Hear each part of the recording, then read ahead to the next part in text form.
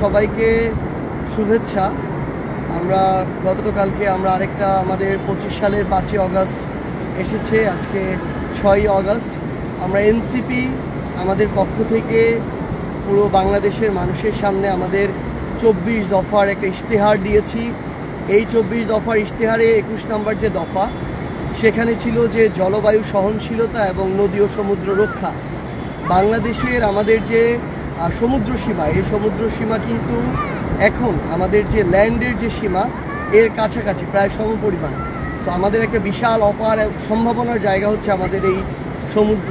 এখন সবচেয়ে গুরুত্বপূর্ণ হচ্ছে এই সমুদ্রকে, এই ব্লু জিনিসটাকে আমরা কীভাবে ব্লু ইকোনমিতে পরিণত করতে পারি, আমরা কিভাবে আমাদের এই যে বায়োডাইভার্সিটি জীববৈচিত্র্য রক্ষা করতে পারি, আমরা কিভাবে আমাদের জায়গা থেকে আমাদের এই যে সমুদ্র তীরবর্তী যে মানুষেরা রয়েছে তাদের যে সাস্টেইনেবল একটা জীবন ধারণ সেটা নিশ্চিত করতে পারি।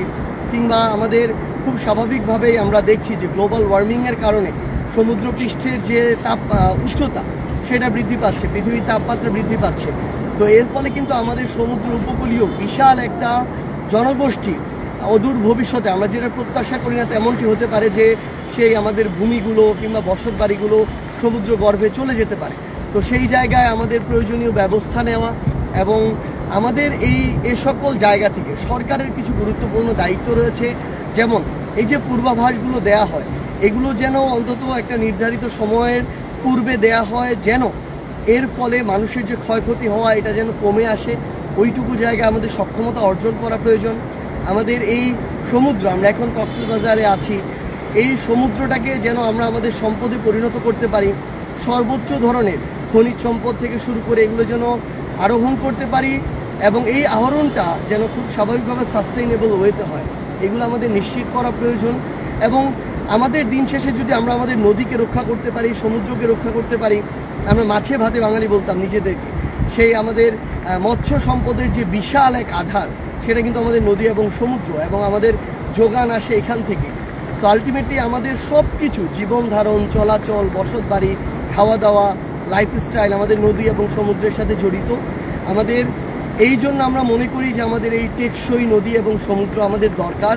এবং দিন শেষে আমাদের এই যে জলবায়ু, আজকে আমরা দেখতেছি যে কক্সবাজারে যেখানে সেখানে কয়েকটা ইট পাথর বালি এনে বিভিন্ন বিল্ডিং তুলে ফেলা হচ্ছে, কোনো ব্যবস্থাপনা নাই।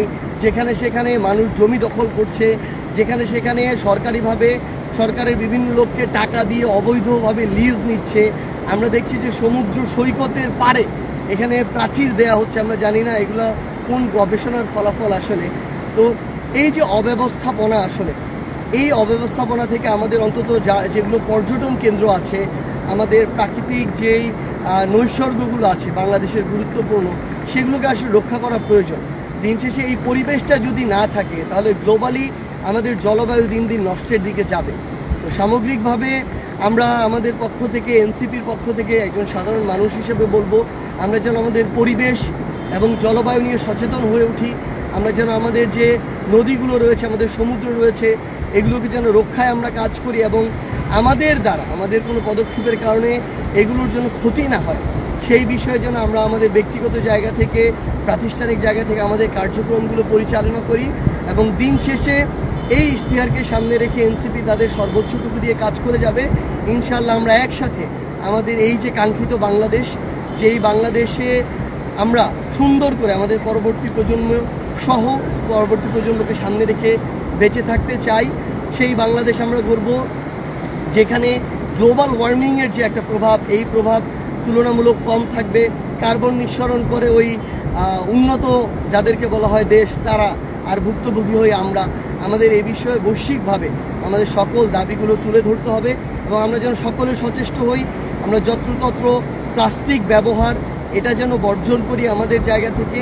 এবং আরেকটি গুরুত্বপূর্ণ কাজ হচ্ছে এই যে অব্যবস্থাপনা, জমি দখল, মানে সমুদ্র পাড়ে কে কতটা জমি দখল করে কী ধরনের রিসোর্ট তৈরি করবে, কি করবে, কে হোটেল দিবে, এগুলোর প্রতিযোগিতা চলতে থাকে। কিন্তু আমরা মনে করি এখানকার যারা রাজনীতিবিদ আছেন, এখানকার যারা স্থানীয় প্রশাসন আছেন, আপনারা আপনাদের জায়গায় অন্তত এই বিষয়ে সচেতন থাকবেন যে আমার সমুদ্রের জমি কিংবা আমাদের সমুদ্র পাড়ের জমি, আমার পাহাড় কেটে যেন এ ধরনের অবৈধ ব্যবস্থাপনাগুলো না হয়। আমরা ইনশাআল্লাহ একসাথে আমাদের সুন্দর যে বাংলাদেশ সেই বাংলাদেশ গড়ে তুলব। ইনকিলাব জিন্দাবাদ।